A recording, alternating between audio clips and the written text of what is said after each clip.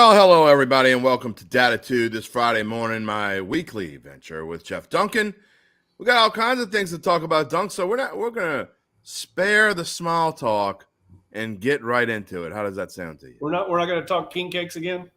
Well, I mean, where do you go after you go? So, yeah, we will, actually, real quick. After Dong Fong, what's your second choice? Well, I'm going to go try this morning, as a matter of fact, a little bit later this afternoon. I'm going to try Bywater Bakery. I hear they're really good there, but I've never actually bought my own there. I've just tried one before. So I'm hearing they have what do they call it? A Chantilly king cake. Chantilly, yeah. Okay. It's supposed to be amazing. So I'm going for that. All right. Well, we're gonna ask you about that next week. Okay. We got some comments already here. We will be taking your comments all this morning. If you're watching on YouTube or Facebook, you can just type them in the comment stream. If you're on Twitter, you're going to have to tweet at me, at Jim Derry Jr. We will read your comments and questions on the air. It should be a fun morning. We've already got a bunch of people. Oh, Joanne Palumbo says, Bywater Chantilly is the best. I have not had that one. So yeah, I don't get the whole Dong Fong thing. I mean, I love it. I'm starting to wonder about your taste if you don't get Dong Fong. It's just they're better. They're better. It's like putting butter on top of a cinnamon roll. That's a whole nother story. I don't know. Tired Eyes, hello. We welcome you this morning. All right, Jerry's not happy. Jerry says Mickey Loomis needs to be fired now. All right, let's not go that far, okay? But I do want to get into. I want to start. We're going to talk about Sean Payton in a little bit. We're going to talk about the Pelicans for a little bit. We're going to give our NFL playoff predictions in a little while. But I want to start with the one that befuddles me. And the reason why Jeff Duncan and I work so well together is I am like, oh, and Jeff Duncan is nice and calm and smooth and will give you the reality of the situation. So I'm going to get into my right off the bat. Pete Carmichael, I don't understand it at all. Okay, first of all, I didn't even think he even wanted the damn job. And so not only did I thought he would just ride off into the sunset on his own, or at least take a smaller step back, we now find out that he's going to be the offensive coordinator again next year. What in the hell makes this franchise, and I love Mickey. Mickey Loomis is a phenomenal general manager. I know people give him grief sometimes, but I think he's phenomenal, not just because he's been on the show. I really do. I think he knows what he's doing. He's always known what he's doing. He can do things that other general managers cannot do. But what makes this franchise think that Pete Carmichael is the answer at offensive coordinator? Well, it's definitely surprising. I think they actually did look into making a change there, but I don't think they found anyone that they really were enamored with that they felt like could come in and make a big difference here. I don't think they wanted to completely overhaul the offensive system, which kind of surprised me. I thought they might try and get real bold and overhaul the offense, but I don't think they want to make that. I think basically what we're seeing here, and this is what my fear was, I wrote a column after the season saying that, they can't delude themselves and live in denial and think because they had that little 3-game winning streak that they're right there, that they're close. Yeah. That's what I think they think. And I think it's going to be a failed experiment here by maintaining the continuity. There's a saying in business that, just good enough is not good enough. And that's what I feel like they're saying right now is we're just good enough. We can get in the playoffs and go 10-7, and that'll be good enough to pacify the fans. And I don't know if that's accurate. But I do think they looked into making a move there. And I think they're still going to make some changes. Obviously, Dan Rochar is not coming back. They're going to bring in somebody to replace him. And it wouldn't surprise me. I don't know this, but I think it's being discussed. It wouldn't surprise me if Pete is not calling plays next year. That might go to whoever they bring in. That would change my opinion on things. Or Ronald Curry, who called plays in preseason last year. They could make a change there. Then you've got Pete basically doing what he does best, which is, putting together the game plan, drawing up, how they're going to coordinate the game plan, but someone else calling the plays. See, that would change my opinion a lot because I think Pete is a great assistant coach. I don't know him from Adam. I've never met him. I've never talked to him.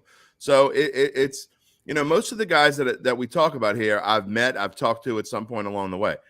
I don't know why, but I've never run into Pete Carmichael. I've never talked to him. So it's hard for me to sit here and talk bad about him. But I just, you watch this offense and the last, 3-game winning streak aside, let's look at the reality of this thing. The last 6 weeks of the season, they did not score more than 21 points in any single game. It was all defense. And 8 of the last 9 games, they didn't score more than 21 points. They had 127-point output against a Rams team that at the time looked like they were just giving up. It was before they got Baker Mayfield. They were in a really bad way. And so it just bothers me. And, the gaming grunt has a great comment here. Excuse me. I think the Saints are just looking to focus on next off season and not this off season. Gaming grunt, I heard a comment. I actually heard someone say yesterday, one of my friends say that the Saints are tanking already. I mean, no one tanks in January. They don't tank. That's not the way they think. This is what they think is best for their franchise. I think they're wrong. But so I guess the long-winded thing of what I'm trying to say is if what you're saying is right, if someone else comes in and calls the plays, I might feel a little bit differently about this because I think he isn't a good assistant coach, but they have got to make some significant changes personnel-wise, both in the coaching staff and on the field. Well, they're not making those changes on the coaching staff. I can tell you that. I mean, now they may have some if Ryan Nielsen on the defensive side goes to Atlanta, and if Chris Richard ends up getting a job somewhere, they're going to have a coordinator change on the other side of the ball, not the offensive side of the ball. But I do agree with you that they have to change some of the direction they're going offensively. I think they have to find an identity, and maybe the new person they bring in. I know that they did look around because I talked to some people who were basically charged with trying to go out and identify some candidates and for the Saints.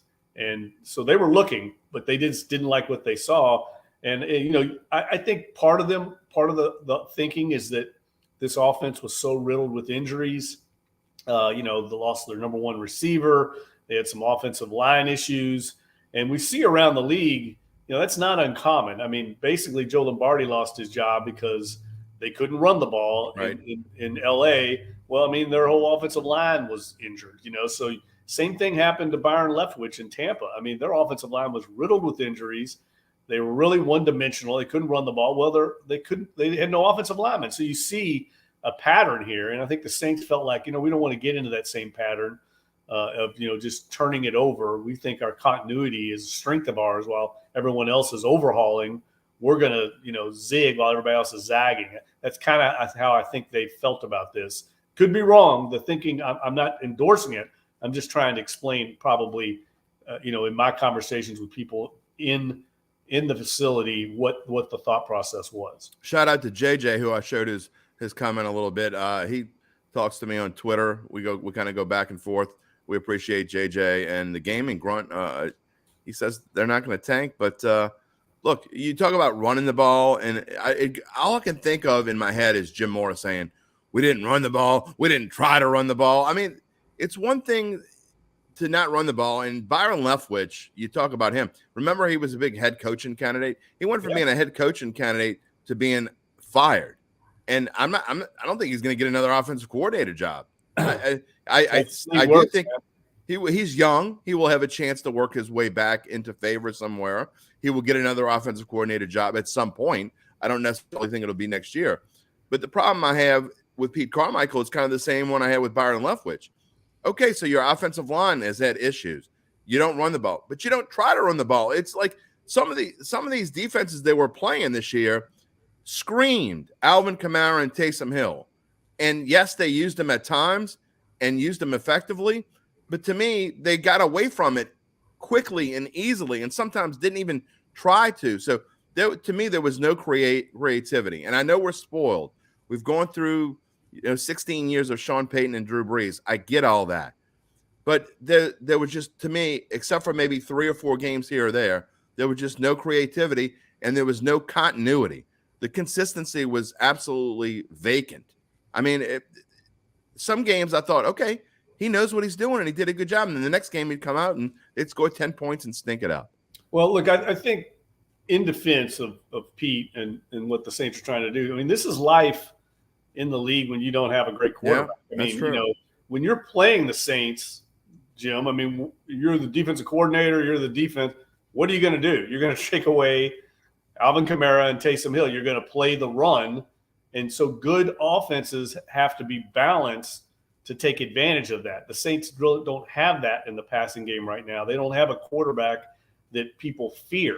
They have a couple receivers that can, get separation, but they're not, dominant players. So people play the run against the Saints. That's why it's hard to run, and that's why he would get away from it, because for years that's what they were able to do. They would go into a game, see how they were going to be defended by the opponent, and then attack that game plan. And they had the balance to do it. They don't have it now. So, I was on Bobby Hebert's show last night. We were talking about before we came on air. And Bobby was really a staunch defender of Andy Dalton. And I get it. I think Andy Dalton played well within his limitations. But the fact is, nobody's scared of Andy Dalton when they come into the Superdome. Nobody. And they'll live with every once in a while him hitting Rashid Shaheed. They'll live with that because they don't want to let the Saints get control of the game with that running game. So that's the problem you're going to have if they run it back with Andy Dalton. Kirk and Dustin, you got questions about Sean Payton. We're going to get to Sean Payton in just a little bit, so don't think I'm ignoring you. I will show you questions in just a moment when we get to that segment, which is coming up after this. And by the way, Dattitude here with Jeff Duncan, as we do every Friday at 9:15. We are going to be taking your comments and questions. We'll probably be on there until at least 10, maybe 10:15. We'll see how it goes. And neither one of us has anything super important after this, so we might be on for the full hour this morning. We'll see how it goes. Look, I just don't. Quarterback to me is the number one issue on this team. Carlos says quarterback is not the problem. I couldn't disagree more. You look at the teams that are in the playoffs right now, Dunk, that are still in the playoffs. And to me, other than Trevor Lawrence, who is a work in progress, I guess, and I think he's going to have a rude awakening this weekend. Spoiler alert. But other than Trevor Lawrence, you look at all the other quarterbacks in the league, Brock Purdy's 6-0. So, I mean, all these teams have good, solid quarterbacks that have led them to where they are. And even Dak Prescott, who has had his moments and it hasn't had a look great last week. But, I mean, go through the list. Mahomes, Allen, Burrow, all these teams with a legitimate chance to win the Super Bowl, what do they all have in common? They all have a great quarterback, or what I think is a really good quarterback. We'll see about Purdy. I know it's early on him, but the Saints have got to address that issue. And the fact that they're staying with Pete Carmichael scares the ever-living hell out of me.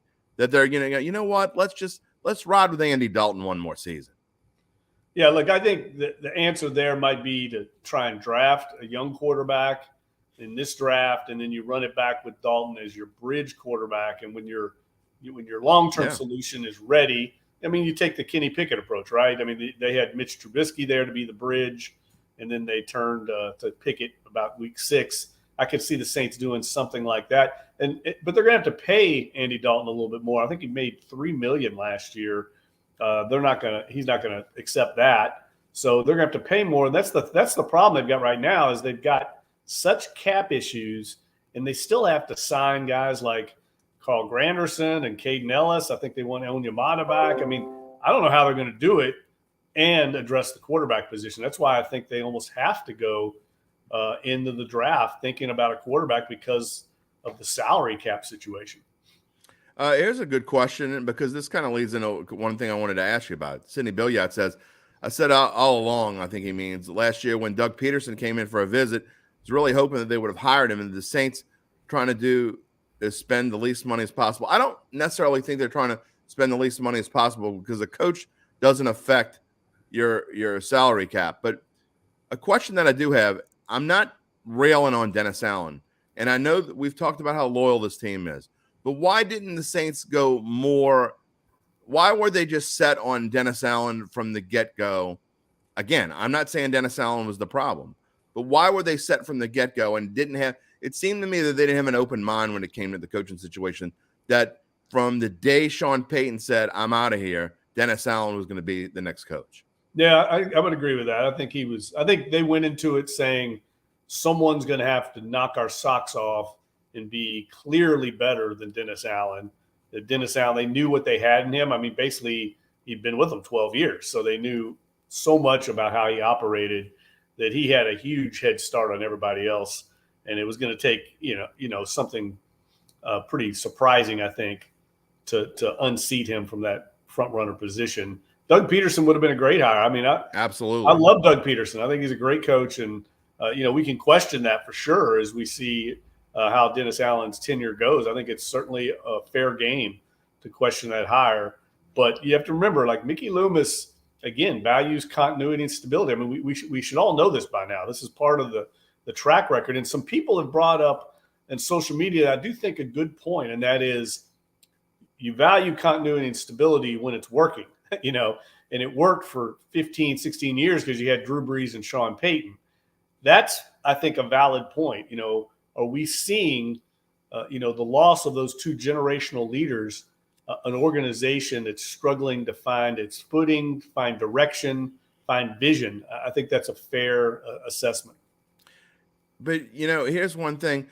You talk about continuity, Dunk. But to me, wouldn't continuity have been somebody like Doug Peterson, who is probably the closest thing out there, in my opinion, to Sean Payton, an offensive-minded coach who could have come in and even if it were Jameis Winston and Andy Dalton, whoever, I mean, it to me, that's the way continuity would go, not necessarily just because Dennis Allen's already on your staff, the complete opposite of Sean Payton. I mean, Doug Peterson, look, Dennis Allen is a fantastic defensive coordinator, but I'm not sure that he's the head coach yet. This is what this team needs at this time. So to me, continuity doesn't necessarily mean it's inside the building. Loyalty and continuity are two different things. Well, but I mean, if you bring in Doug Peterson, I mean, he's going to want to run what he runs. I mean, he's going to want to run his offensive system. He's going to have a defensive coordinator in mind. He may keep Dennis Allen in that situation. They could have maybe made that a stipulation, but a lot of coaches won't take a job if they think they're being forced to keep certain coaches. So the continuity, I think, that we're talking about here is the Sean Payton culture and system. And that's what they value. They believe in that formula. It's worked here for years. But I think why it worked had a lot to do with Sean Payton and Drew Brees more than the X's and O's and the offensive defensive systems. I think Chris Lundy's being a little tongue-in-cheek here. I mean, I hope so. When he says that's why Pete should have been the head coach. I mean, maybe he's not joking. I don't know. I'm not sure. JJ, who's been back and forth with me on Twitter the last 4 to 5 months, says he wants to thank you for the book, Dunk.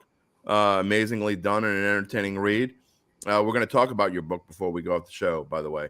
I do want to get to that. I do want to get to the Sean Payton part of the show. And I do have a couple questions that I've kind of sped through and didn't run yet. So let's talk about Sean Payton.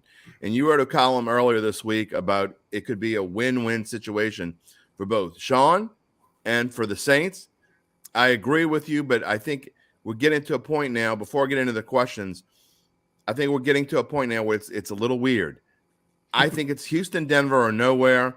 I think Houston, even though they're plus 800 on DraftKings, by the way, if you want to go bet that, $10 to win $80 for him to be the Texans coach. I think that if he's going to go anywhere, it makes the most sense for the Saints, and it makes maybe the second most sense for Sean Payton. What do you think about Houston as a possibility? But I got to be honest, if I were going to bet on this at all, I'd say it's more likely than not he doesn't coach in 2023. Yeah, I think, from my reporting this week, that's the way he was leaning going into this interview process. Now, we all know when you get in front of people, you can get swayed. Certainly Sean Payton can be an impulsive guy. Yeah. I personally would not rule out Carolina. I would not rule that out. I wouldn't either. I should have said that. Yeah, he's meeting with David Tepper today in New York. And David Tepper is a former hedge fund guy. I mean, billionaire, very aggressive. I could see him and Payton hitting it off. I mean, what Sean wants, just in my dealings with him over the years, he wants to win like every coach. That's the number one thing to them. That's why when he says ownership and management are the most important things, he means it, because that's how you win in the NFL. You get a deep-pocketed owner that's aggressive, that's willing to open up the purse strings. He doesn't want to be fighting. I mean, Sean's a handful to deal with Yeah. as a head coach because he's constantly trying to win every year. And at some point, you run out of that ability, but he wants an owner that's going to be as aggressive as him.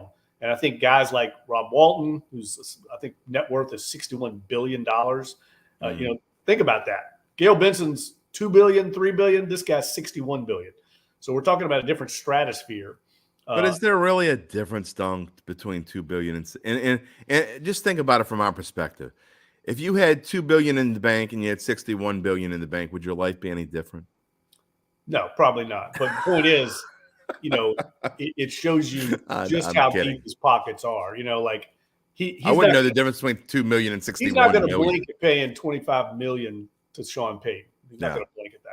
And, okay, no, I completely get you. I'm being a little facetious. No, I'm just saying. But the other thing is, they got there. They got that wealth by being uber aggressive in business. There's a difference when you get to that level of wealth and how you got there, as opposed to just buying an NFL team and it accumulating wealth. That's the wealth of the Bensons was all tied up in them owning the Saints, and then they were able to use that as that's their number one asset. And I've long, our old boss, Doug Tatum. Doug used to always have a point about these pro sports owners. What you want is, if you're a fan, you want your owner to have made his or her money somewhere else, and that the pro team is basically like a hobby, not the number one asset you have, because then you manage it with a little more conservatism, I think, because that's your baby. Whereas if you're Mark Cuban, you made billions doing something else. The NBA team is your kind of your hobby. You're willing to throw money around because you're making your money somewhere else, if you get what I'm saying. So I do. Yeah. So anyway, but back to the point of Sean Payton. I think there's a real strong possibility he doesn't take a job somewhere because there's really no perfect landing spot right now. They all have cons. There's pros to each one of them. But I do think Carolina becomes interesting. If he goes there, I think the Saints will get higher compensation. So that's a win for the Saints. But it could be a big loss in the long run because all of a sudden you're going to get Sean Payton twice a year. And if he starts beating the Saints consistently with the Panthers, not only are some Saints fans going to be tarnished toward Sean Payton, they're never going to hold it against Mickey Loomis for letting him go there. And so I think that's a lose-lose for both Sean and Mickey. Yeah, one thing that I saw last night, Sean Fazan was talking about on the Final Bet show on Fox, and I think he's right. The problem with Carolina and the reason why I don't think he's going to go there, besides the points that you mentioned, and it kind of goes along with what you were saying as well, I think the price for Carolina would be double what it would be for anyone else, right? So, yeah. I mean, Carolina, to me, you talked also earlier in the week about, would it cost to get John Gruden 2 number ones? That's not happening. That was 20 years ago. No, it's not. They're not going to get the same thing. That was kind of a one-off too. It was an outlier. It was an Al Davis thing. I think. Yeah. Look, what Mickey's but doing. Still, what my point is that it's going to cost twice as much. I don't think Carolina's going to be able to pay, not so much with money, with capital. I'm talking about with what it's going to take picks wise and personnel wise to get this thing done. I just don't see that happen. What I think could happen here, and this is the thing that no one's talked about so far, is, they're becoming basically a standoff between Loomis and Payton, where Payton says, I'm going to Carolina. We're not paying 2 first-round picks. Mickey's saying, I want 2 first-round picks. And what are you going to do? I mean, at some point it would go, I think, probably to the commissioner's office. There'd be an arbitration. This is what happened with the Jets and the Patriots. Paul Tagliabue had to arbitrate that and basically come up with a solution. I think it could get to that. We got 2 headstrong guys that both have competing agendas. And I don't think it's going to get resolved very easily because, I'm in the middle of this thing. I've talked to both sides, and they're both adamant about what they want out of this thing, and it's not the same thing. So I think it's going to be interesting to see how it plays out. Well, I mean, the commissioner can jump in if he wants, but Mickey Loomis holds the cards. Let's don't fool ourselves here. If Mickey Loomis doesn't think it's a good deal for the New Orleans Saints, and God bless him. I mean, I told you what I think. I don't agree with Pete Carmichael staying on, but I trust in Mickey Loomis, and he's a business guy. He's going to do what's best for Gail Benson and the New Orleans Saints. And what's best for the New Orleans Saints might not be best for Sean Payton. Too bad. Sorry, Sean. That's just But I the just way that don't it know is. if it's that simple. Like, I don't know enough about it. I'm not saying you're wrong. I'm not saying I'm right. I don't know that if Sean Payton and David Tepper say, we want to make this happen, we want Sean Payton to be the coach of the Carolina Panthers, and they say we're not going to pay two for. I don't know if it's that simple as, well, you can't coach the Panthers. I mean, if he goes out there and, I mean, what if he just starts showing up to Under work? contract. Do they want to I go to know, court? but I'm just telling you. I mean, it happened in this Parcells deal. They had to get the commissioner involved. I'm sure that was 25 years ago. there was precedent there. You think that the Jets didn't have the same mentality in the Patriots deal? You know, you see what I'm saying? I mean, if he wants to push it that far, I think he's going to lose, but maybe he will. I mean, I agree. You're a headstrong. He's a headstrong guy. Okay, going back to a question we had about 20 minutes ago, and I'm sorry, I'm just getting to it, Kirk, but we weren't talking about that at the time. Kirk Babcock asked, "What are the chances of Sean ending up in Arizona?" We have both talked about this before.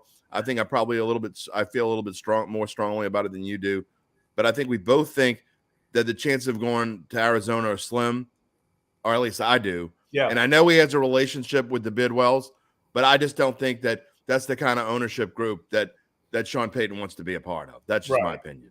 And here's the other thing I'll say. Look, the national reporters that are reporting on this story too, I know those guys really well. Ian Rappaport, Tom Pelissero, Adam Schefter. They're excellent reporters. I mean, they got to where they're at by being the best in the business. So I'm not saying this is a criticism. I'm just trying to explain to our viewers here. Those guys mainly get their information from agents. Right. There's always an agenda when an agent's involved. 100%. So when you started hearing a week or so ago about Arizona and that was completely coming from Don Yee, Sean Payton's agent, stirring up interest, creating leverage for Sean with the other teams. That you just have to know these kind of things to understand. I never felt like that he was going to go to Arizona. Now, he may tomorrow meet with them and fall in love and go there, but right now the thinking internally is that they're the longest shot in the field, and I felt like that all along, but people started getting hot and bothered about him going to Arizona. I don't think he is a fan of Kyler Murray. He's never told me one way or the other, even privately, about Kyler Murray, but just knowing what Sean values in a quarterback. I mean, he has these 11 commandments of quarterback play from Bill Parcells. The number one item on the list is we don't want a clown or a comedian at quarterback. We want a field general that other men respect. Well, I mean, Kyler Murray, his teammates don't like him or respect him. They had to put a clause in the contract to get him to study and get ready for a game. That doesn't add up at all to what I think Sean Payton wants in his quarterback. And he's stuck with him. He's not going anywhere, and he's hurt. So I think when I talk about quarterback being a low priority for Sean, the only way it becomes a high priority, in my opinion, is when you have a bad situation. It becomes a negative, and but if you don't have a quarterback or you have a wide open situation like Houston, where you have Davis Mills, but really you can move on from him quickly, I think he's not intimidated to go there or Carolina and go find a quarterback. But I think it becomes a deterrent when you got a bad situation like Arizona. Jim Derry, Jeff Duncan here on Dattitude on this Friday morning, as we are at 9:15 every Friday. After this is done, I will add my monologue, have a little segment with Uncle Big Nick as we make our NFL playoff picks, and I will put it on wherever you get your podcast. You can find Dattitude. You can listen to this show, my monologue with Uncle Big Nick. You can go back and listen to any of the past 132 episodes of Dattitude, and we've had some good ones. Duncan and I talked to Mickey Loomis back in June, and I actually thought that was a really good conversation. I went back and listened to it again. It's kind of interesting how you listen to it now, and it kind of plays out. I also talked to Jim Mora back in August. We had Ricky Jackson on the show, David Baker, former Hall of Fame commissioner, Pro Football Hall of Fame president, I should say. He's always a commissioner to me. So you can go back and listen to any of those shows. All right, moving on. I think Dustin had a very interesting question that we've kind of talked a little bit about, but let's get your take, because a lot of people want to know the answer to this. I know this is not important, he says, but why does Payton want to coach, but not here in New Orleans? Money would make Dennis Allen take a seat. That is a good question. Why does Sean Payton want to coach, but not in New Orleans. That's not true. He would coach here. I wrote that. I mean, that's become a prevailing myth out there. I don't know where it's coming from. Sean Payton would love to come back and coach here. That's one of the – I think there's a little bit of a nuance to that, though. I think he would consider coming back. I know he's open to coming back here. That's why I wrote the column I wrote several weeks ago to let people know that that's a possibility. But the Saints are not interested in moving away from Dennis Allen after 1 year. Fundamentally, it goes against their philosophy of supporting. And then I think financially, I don't know exactly for sure what Dennis Allen's making. I've been told by one good source that it's $7 million a year for 4 years, but I haven't been able to confirm that with the second source, so I've never reported it. But that would mean the Saints would have to stroke him a check for $21 million. That goes against the way the Saints operate. They can pay that. Don't get me wrong, they can, but it's not what they want to do. They don't do things like that. I mean, they moved off Stan Van Gundy after 1 year with the Pelicans. That was very unusual, and they did it. But they didn't have any loyalty to Stan. Yeah, and they did it because internally it was a mess. It's not a mess with the Saints internally. Yeah. But I believe wholeheartedly, if you have a chance to get Sean Payton, you get him. I wrote that a month ago. I still stand by it. I think Sean Payton is one of the greatest coaches in NFL history. I agree. If you get him in the building, he knows the roster. He knows everybody involved. He's rebuilt this thing a couple times. He could rebuild it again. And he's open to it, but you have to go get him. You can't just like say, okay, it has to be two sides to this relationship. But Sean Payton didn't leave here because he hated New Orleans, because he wanted to. Why did he leave? He left. He got burned out. I don't know how many times I have to tell people this. He got burned out from coaching, and now he's back. He's recharged. It doesn't take long. It took him a year. A year away is a long time to, get away. You can only golf so much. You can only travel so much. And he might sit out another year. And look, I would not close that door. If he sits out another year at Fox. That was my next question. Doesn't work out here with Dennis Allen, I do not think it's impossible that he would come back and coach here in the future. But there's a little bit of tension right now over this courtship of Sean Payton. And I think that's interesting to see how it plays out. Well, that you answered my next question before I even answered it. And I think that maybe Mickey is maybe in the back of his mind, he's holding on to, if we go through another year with Dennis Allen, if we have another 6-11 type season, what's to say that you don't go into next year and you're like, you know what, I'm still holding the cards.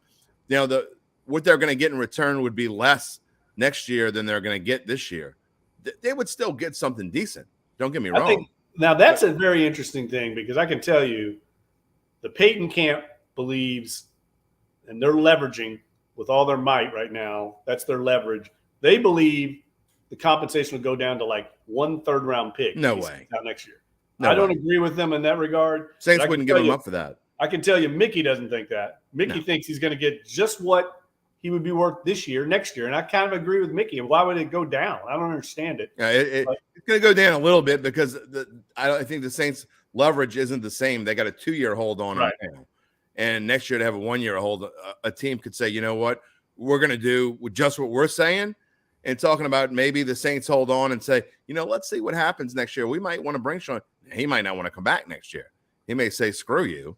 I'm not. I think he would come back in a heartbeat. I mean, he knows what he's got here. Like, I think there's been a lot to play out. This whole thing with people talk about the Miami thing last year with Tom Brady and that report about Pro Football Talk. I don't know for sure exactly what happened there, but what I've been able to gather, it wasn't Sean Payton and Tom Brady trying to walk away and go to Miami. It was Miami hearing that Sean Payton was having serious thought about stepping away from the Saints. He was down in Cabo San Lucas, right, basically deciding his fate for 2 weeks. And the owner of the Dolphins said, well, you know what? If this guy's thinking about like leaving the Saints, we're at least going to put a call in and see if he's open to coming here. That's how it went down. It wasn't this arranged thing of Sean and Tom Brady going to walk away. That wouldn't have happened. Tom Brady was under contract with the Bucs, and Sean Payton was under contract with the Dolphins. Right.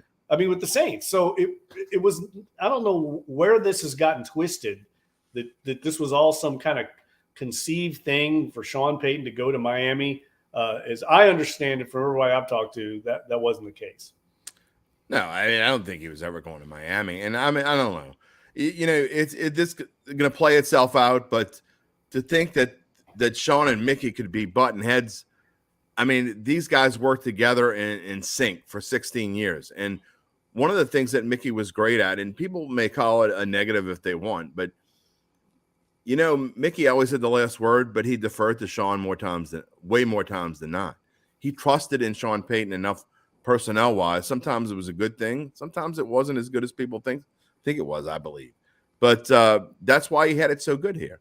And wherever Sean goes in the future, he's going to have a general manager that's flexible. Another reason why I don't think he's going to go to Arizona. That team's a mess right now. I mean, I heard they did not like that they went and hired a general manager. Exactly. They hired a general manager without consulting a coach. To me, that rules Sean Payton out right there. Yeah, I think it's a long shot that he goes there. Wouldn't surprise me if he takes a job, if he hooks up with Ryan Pace, who was here with him. I know they have great respect for each other. He was the GM in Chicago. That's a guy Sean could work with for sure. Someone like Ryan Pace, I could see going with him. Yeah. Jeff Ireland, I think, is a possibility too. That would be a huge loss for the Saints. Yeah, that's what JJ just said. He's the number one guy the Saints can't lose is Ireland. I actually agree with that. To me, and we'll go back to it before we move on, I think the only place that really makes sense for both teams in the grand scheme of things is Houston. That's why I would, if I were going to bet, I don't know if I'm going to bet it or not, but this is a semi-betting show. What's the plus 800 at Houston?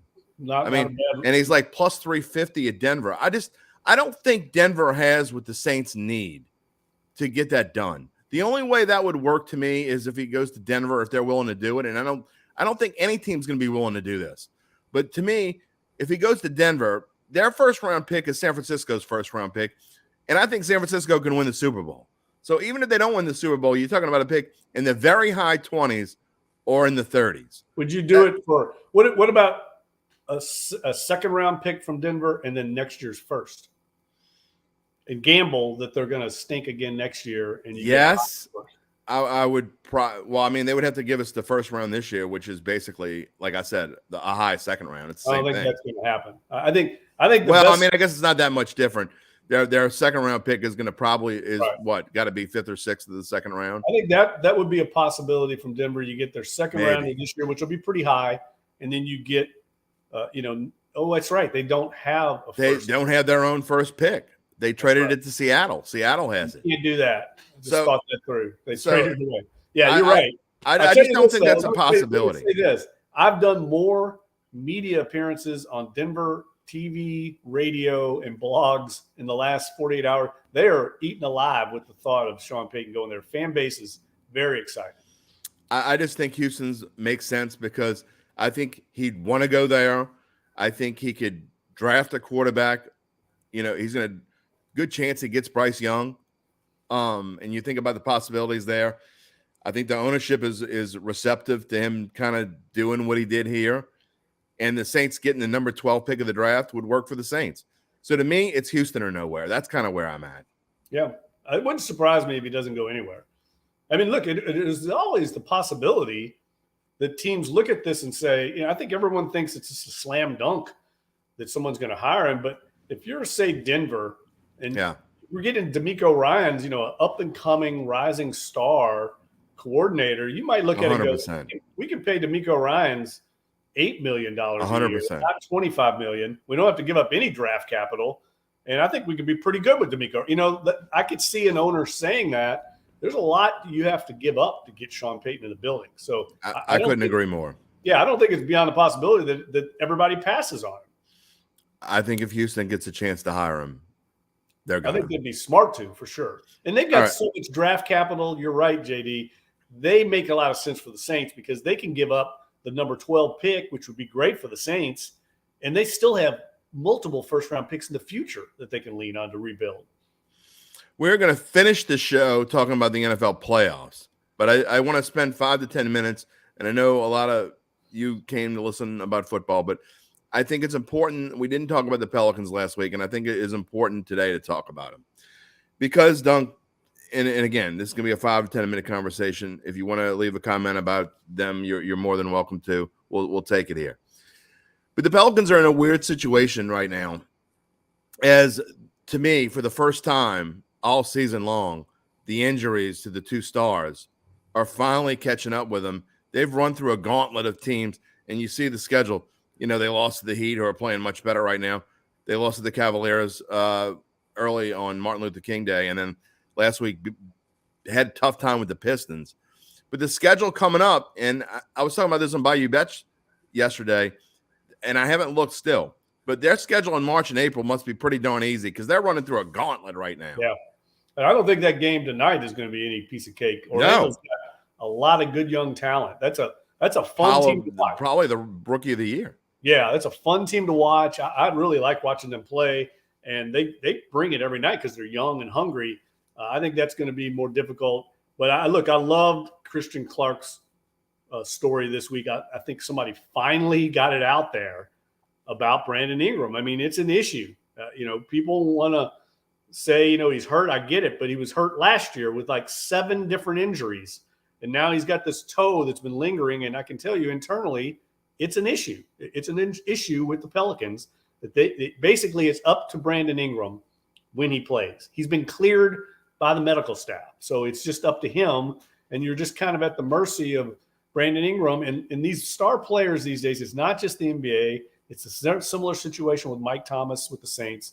They all have their own people now. They all have their own trainers, their own. Where have we gone, Jeff Duncan? Where have we gone? It's so everyone's in their ears. And look, there's a lot of money on the line. And, players understandably want to look out for their own best interest because teams will definitely push you through injuries and it's not your best interest. So I get this complicated thing. But right now, Brandon Ingram, the fact is, missed 26 year with injuries. He's missed more than that already this year. I have a hard time thinking that this is going to be your guy, your bell cow that you hang your hat on going forward. I know everybody loves Brandon Ingram out there, but to me, the alpha, the number one guy on this team has to be Zion Williamson, and they need to get him back on the court and healthy as soon as possible. And before we move back to the NFL and talk about the playoffs, I mean, what scares me about Zion is I think he wants to play as soon as he can get out there. That's what I believe.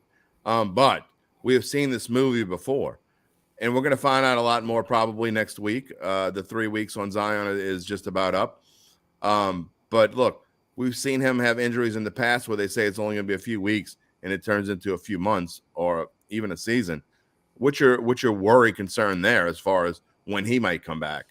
Well, I'll be shocked if he's back before the All-Star break. I think your point about the schedule being tough is accurate because they got to kind of tread water, I think, and to get to the All-Star break, get everybody healthy and get them on the court and make a run. But, this people tend to think the All-Star break is like the midway point of the season. It's not. That's right. We've already passed that. Yeah, it's like almost 3/4 of the way through the season. So you don't have a lot of time to make up ground. They're losing a lot of ground here. I mean, the West is so competitive, though. The Pelicans are, I think, still going to be in the mix for a top seed if they can get those guys. But we see the potential. Look, they're going to make a move here. It's pretty obvious. That was my next question before we get out of the Pelicans. Yeah, I think they'll make a move too. Where do you see them? There's a couple places on the wing. They're going to look for either a swingman type player, either they could bring in defensive help there, or a shooter, a wing shooter like a Bogdanovic in Detroit right now. Right. Bogdanovic, I'm butchering his name, but that's why I let you butcher it. I'm not. Yeah, I know. Just my lips aren't working today. But like somebody like that, and look, they've got some guys. They're so deep right now. They've got some guys on the bench, I think, that are not happy in their roles, and they want to do right by them as well.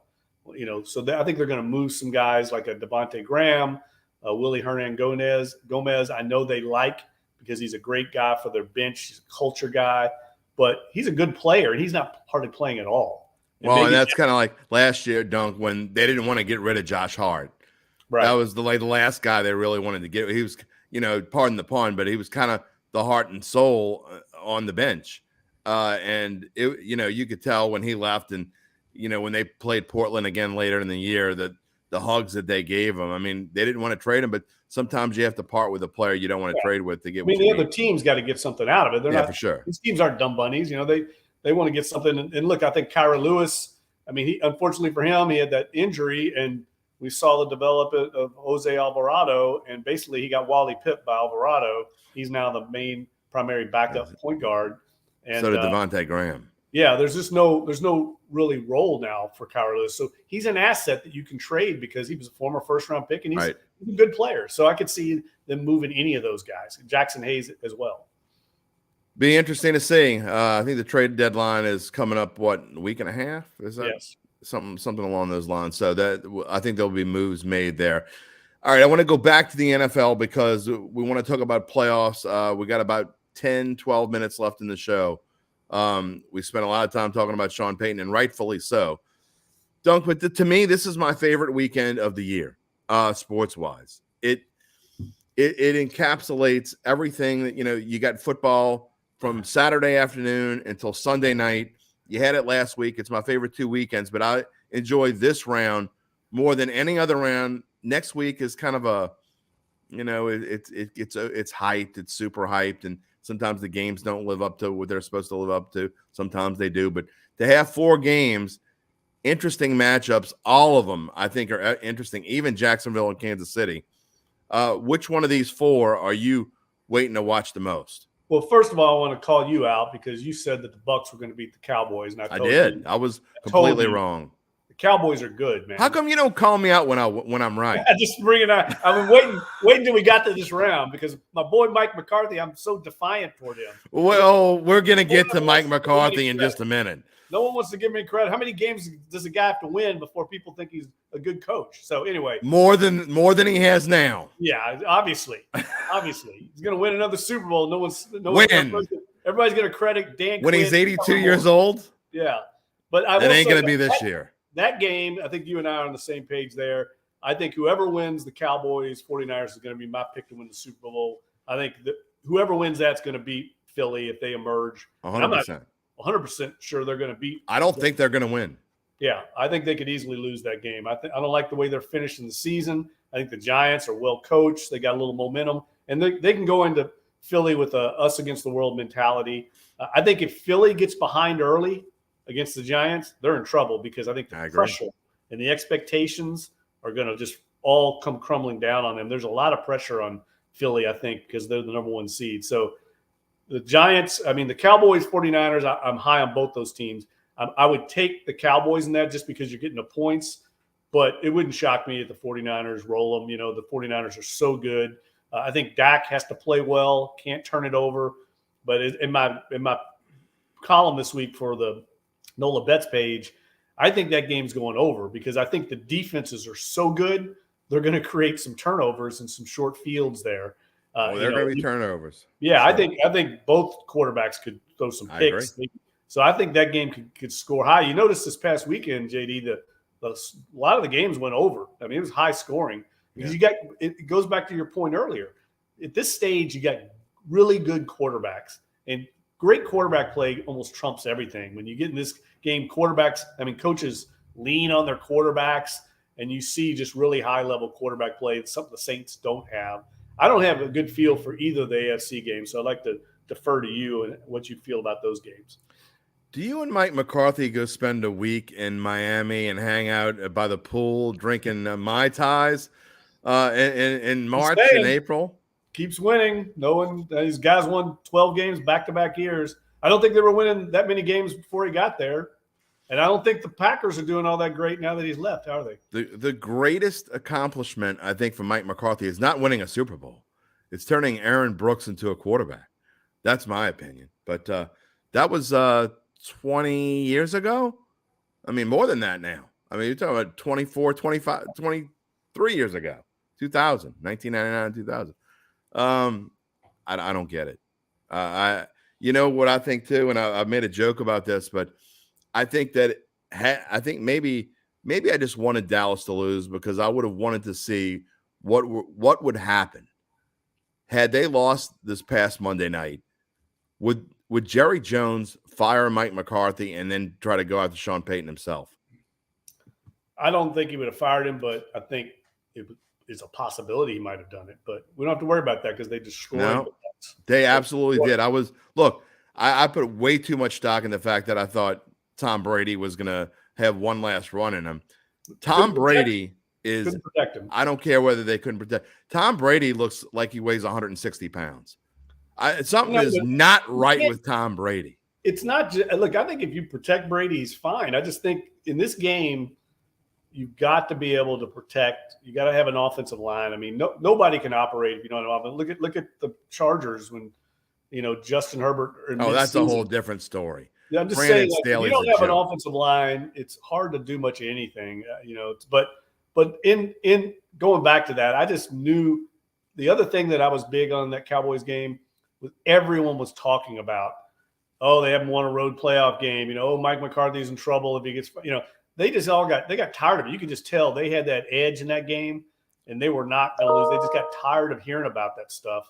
And right. Well, sometimes that stuff matters, especially when you're a better team too. They're the better team, and it was a 2.5-point spread. To me, that was the best bet of the year, other than what you and I both agree on was Georgia TCU, which was the greatest. Oh, Georgia was like free. That was like free money. We should have just taken our retirement. We really should have. I mean, I should have. And more than getting somebody to paint their face. That's for sure. Jeff Duncan and Jim Derry here on Dattitude on Friday morning. I want to say what I think about the San Francisco game. Now, look, I was wrong last week, so I'm putting myself out there again to be wrong again. What they did last week means nothing, in my opinion. I mean, nothing. Tampa Bay is awful. They shouldn't have been in the playoff. They were not even the best team in the NFC South. It just so happened that it worked out, and they kind of lucked their way into that position. To me, the Saints were the best team in the NFC South, but that's a whole different story. They didn't win the division. They would have showed up, to me, way better than Tampa Bay showed up last week. The Saints against Dallas would have been a much better game because the Saints would have played defense and forced Dak into some issues. I think that would have been a low score. And remember when they played a couple years ago and it was 12-10? Yeah. I think it would have been that kind of game had they played Dallas again. So neither here nor there. But that being said, the San Francisco 49ers do have a defense. I think Mr. Bosa is going to be in the face of Dak Prescott all day long. You talk about turnovers, and I agree. I think Brock Purdy has not seen a defense like this either. Right. I think both quarterbacks, it would not surprise me if both quarterbacks threw 2 interceptions this week. It's one of the most, well, they're all interesting, I think, even Jacksonville, Kansas City, but I am looking forward to that Dallas San Francisco game. But I do think that San Francisco not only wins, but I think they cover, and I think they cover easily. I think it'll be close until halftime, but I think Dak's going to make a big mistake in the second half at some point, maybe in the third quarter, and I think their kicking woes could come back to bite them. We'll find out. That's going to be fascinating. Really is. Brett Maher recovers. I mean, that's fascinating. I do think – I don't know. I'm shocked that they haven't made the change. I'm not a big, prop bet guy or anything, but yeah. I do think Christian McCaffrey has a chance to have a monster game. I agree wholeheartedly. I think they're going to lean on McCaffrey more than they've leaned on him in any. And not only that, I think Deebo Samuel is going to play a huge role in this game as well. They've been kind of backed off him because he had the injury. They didn't want to use him too much. We saw a little bit flashes of him last week. They didn't really need him to do too much against Seattle. I think Deebo plays a huge role. And then the other NFC game, I've said this a couple of times now. I think that, look, I know he's not even on the injury report any longer, but Jalen Hurts is not going to be able to do the things that Jalen Hurts is used to doing. That shoulders don't heal that quickly. So they're not going to let him just run all over the place. He's going to be hindered by that. And so I think the Giants are going to take advantage. This is a big Saquon Barkley game, in my opinion. Philly's got a great pass defense, but they haven't been great the last 5-6 weeks or so. Daniel Jones, I'm not just because of what he did last week, but I think this is a Saquon 22, 24, 26 carry. They've backed off. He's been running 16, 18 times a game. This is a game where I think he runs 24, 26 times. And I think the Giants have a chance to win this game. No, I'm with you. And one other point is, we know Philly's got that incredible pass rush, right? 70 sacks this year. Right. Second most in NFL history. But Daniel Jones is a mobile guy. People forget. very athletic guy. I think he's going to be able to scramble around, buy some time. He's going to need to because the Giants line is not that great. But I think he's the kind of guy that can extend some plays with that great pass rush and make some plays downfield. I really like the Giants in this game. I think he can do Jalen Hurts types things. Yeah. I mean, he's not Jalen Hurts. He's a different kind of quarterback. But, he showed it last week. He rushed for 78 yards, 79 yards. I think 70 of them were in the first half against Minnesota. Now, look, Minnesota's got a bad defense. There's a reason why they fired their defensive coordinator this week. So, again, it kind of like I can't be, a hypocrite. If you can't take a lot out of what Dallas did against Tampa Bay, then you can't take a ton out of what the Giants did against Minnesota. But the fact that the Giants, who weren't even supposed to be here, and what Brian Daboll has done in his rookie season, I mean, to me, the best rookie head coach is Sean Payton in 2006, in my opinion. I mean, back when Payton led the Saints to the NFC Championship game, nobody saw that coming. I mean, you can talk about Drew Brees all you want, but no one knew that Drew Brees was going to be Drew Brees back in 2006. That was a different thing. All right, to the AFC, of course, everyone's going to talk about the Bengals and Buffalo, and rightfully so. But this Jags-Chiefs game could have a little wrinkle in it. I'm hearing there could be snow or freezing drizzle or sleet or some kind of ice. It could be a weird weather game. So I kind of like the under. If I had to, I got Kansas City in a teaser league. I don't want to give spoiler alert to when I'm making a pick here in my podcast in just a few minutes. So I think Kansas City is the teaser leg of the year, getting 6 points, but you got to parlay them with something else. Maybe the Bengals at plus 11.5. I just think this is going to be a weird game because of the weather, but I don't think it matters to Patrick Mahomes. No, I'm with you. I think the weather does, factor in there. But, Kansas City's been running the ball a little bit better. Isaiah Pacheco's kind of come on. Yes. I think they're going to be able to run the ball. I like Kansas City in this game, but I do think Jacksonville's kind of can go into that stadium with a, no one believes in us mentality. I mean, they have nothing to lose. No one. Yeah, that's not going to work 2 weeks in a row. Yeah, look, I don't have a good feel for either AFC game, but I do think they're both going to be fun to watch. You got great quarterback play, all four quarterbacks. This is my column for tomorrow. A little spoiler alert. NOLA.com will be up here in about an hour. And I know you may have seen this on social media. All 8 quarterbacks this weekend are Manning Passing Academy alums. It's pretty amazing. I did not know that. Yeah, all 8 starters. Matter of fact, Jalen Hurts and Daniel Jones were at the MPA in the same year. They were like, roommates together. Now they're going against each other. But it's a testament to what that camp's prestigious reputation that all 8 guys starting were at the Manning Passing Academy. Well, when you talk about quarterbacks, to me, there's no better quarterback matchup than the Bengals and the Bills. Joe Burrow, I think Joe Burrow, call me a homer if you want, but I think Joe Burrow has surpassed Josh Allen. If I had to pick one of these guys to lead me in the future, I'd take Joe Burrow over Josh Allen. Yeah, I probably would too. And I wouldn't, dismiss Josh Allen at all, but no, I'm not dismissing. Joe Burrow's special leader. Joe Burrow's special guy. Now, what I have heard, and I haven't checked this, JD, you may know better than me, but I heard the offensive line for the Bengals is kind of banged up. It is messed up. They got three that are out this week. Well, they have 2 that are out for sure, and then I don't think they know whether Alex Kapp is playing or not. I don't know if he's been ruled out or not. I need to go look at that. It is a big-time concern, and they have issues in their defensive backfield. And we know, Saints fans know how much Eli Apple stinks, and he's hurt. So we saw it happen last week. Look, I don't think the Bengals are going to win this game. But that being said, as pairing them in a teaser leg with Kansas City, I would be shocked if they get blown out. And honestly, I think they're going to cover as well. 5.5 points. I didn't understand this line when it came out. I thought it would be more like 3.5. And then we saw what the Bengals did in a very short window before DeMar Hamlin's injury. And again, this is a completely different situation, but I'm not betting against Joe Burrow. I'm just not. Yeah, I'm with you. Joe Burrow is a special guy, special leader. He's going to know that he's got some protection issues. He'll adjust. Much the way Brady does down in Tampa. He'll get the ball out quick. So I think that game's going to be a really special one to watch. Obviously, the history with what happened here a few weeks ago, DeMar Hamlin, that's going to be a huge narrative in the game. And I think I'm a little worried though. Like Buffalo's a team has incredible. Like if you look at just the raw numbers, I mean they should be in the Super Bowl. I mean just their defense. But we keep saying that about them. No, but I'm a little worried about them. They're a little inconsistent. They're even inconsistent within a game. They're inconsistent, and Josh Allen turns it over a lot. When's the last dominating game you saw him play? I mean, to me, the last one I remember off the top of my head is Week 2 against Tennessee. Yeah, I don't think that. I mean, they played well against Kansas City, obviously, but I have not seen them play. You know, people were talking about these sharps that I listened to after Week 2. They were talking about how go bet the farm on Buffalo. I mean, they're still a bargain. They were down like they were plus 300 to win the Super Bowl, 3-1 to win the Super Bowl. And I'm not saying that you shouldn't bet it then or whatever, but it wasn't like a fait accompli after 2 weeks. I mean, this team is you talk about issues. They could lose to anybody and beat anybody, in my opinion.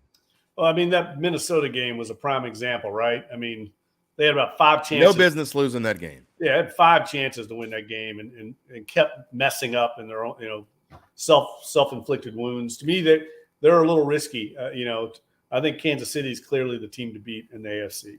Well, and here's the reason. What scares me about Cincinnati is I think they could lose big. I don't think they're gonna. But if you crack that door open for Burrow, if you leave him with he's gonna be. I mean, I hate to compare him to Joe Montana, but if he has a window at the end of that game, Cincinnati's going to – I'm going to go a lot better. Yeah. Ask the New Orleans Saints about that, right? Yeah. I mean, if he gets the ball at his own 20 with 2 minutes to go and they're down 3, at the minimum it's going in overtime. If he gets the ball down 3 at his own 20 with 2.5 to go, they're going to win the game. Joe Burrow's going to find a way to win the game. And they showed last year he got sacked, I think, 8 or 9 times against Tennessee in the playoffs, and they still won.